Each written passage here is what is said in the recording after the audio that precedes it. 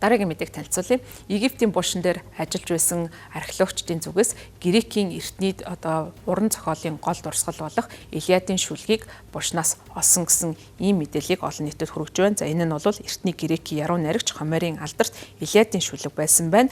За энэхүү олдуурыг Кайроос өмнө зүгт 190 км-ийн зайд орших Аль Баханаас гэдэг газраас Барселоны их сургууль болон эртний ойрхон орнуудын хүрээлэнгийн удирдсан хамтарсан ажлын хэсгээс олсон байна. Төслийн удирдагчид болох доктор Матиа Маскорт, доктор Эстер Понс Милада, геометрийн хээ уулзтай, тод өнгийн болттой хэд хэдэн зандалжуулсан шарил, мөн полихом, модон сафок болон 3 нимгэн алтан утас цэс хэсэг зэрэг цөөн тооны металл зүйлийг баримтжуулж олж авсан байна. За эдгээр зүйлс нь эртний Грек-Ромын үеийн онцлог шин чанартай оршуулгын өргөлгийн нэг хэсэг бөгөөд нас барагчдыг хойд насанд нь хөтлөх зорилттой эд зүйлс юм байна. За хамгийн гайхалтай олдвор нь зандалжуулсан шарлын нэгнээс олдсон бөгөөд эртний Грекийн бичгийн материал болох папирусын хилтерхий байсан байна. За үүн дээр Илиадын 2 дугаар номын мөрийг хадгалсан хэсэг, за ялангуяа Трой руу явсан цэргүүдийн жагсаалтыг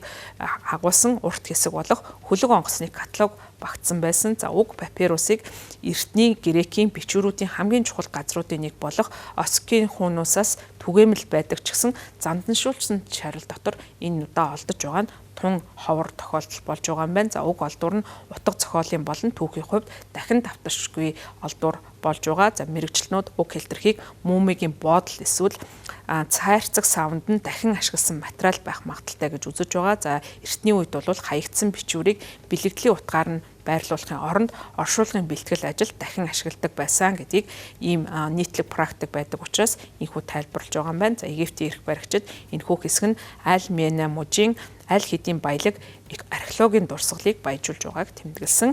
Энэ олдвор нь Грек-Ромын үед хамрах бөгөөд тухайн үед бол Египт Грек болон Ромын хожим үеийн ертөнцийн соёлын нөлөө тухайн үед хүчтэй байсныг бол Египтэд байсныг харуулж байгаа. За энэ олдвор нь сонгодог уран зохиол нь элитийн зөвхөн номын санд хадгалагдаж төдийгүй хүмүүсийн өдөр тутмын амьдралд хэрхэн хэрэглэгдэж байсныг харуулж байгаа нэг жишээ болж байгаа.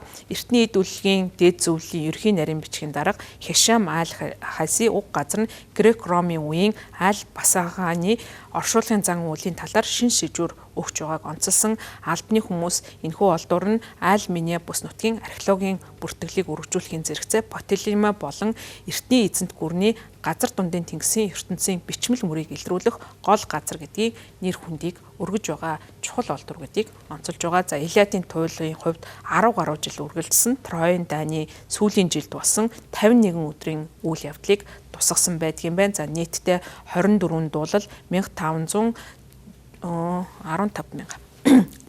За Илиадын туйлын талаар дурдах юм бол 10 гаруй жилийн хугацаанд үргэлжилсэн Трой хотын дайны сүүлийн жилд болсон 51 өдрийн үйл явдлыг шүлэглэн дуулсан ийм магтаал. За үүнд бол 24 дуулал 15,693 бадгаар өгүүлсэн байдгийн байна. За Илиадын нэрийн тухайд бол Трой хотын түүхэн нэршил буюу эртний Илион хоттой холбогддог. За туйст өгүүлж байгаа гол үйл явдлаас нэлээд өмнө үед хамаарах ойлголтч гэлээ энэ нэрээрээ орчин үед уламжлагдаж ирсэн. За энэхүү зохиол Бурхан лус савдаг хөрсдийн хүмүүнийг нэгэн дүрслэл багтааж бурхан ч бай, хүн ч бай, хүсэл шунал, хэрүүл тэмцэл, хайр дурлал, халамж инрэлтэй болохыг харуулснараа онцлог бүтээл дэлхийн түүхэн уран зохиолын чухал дурсгалд тооцогдсон юм а.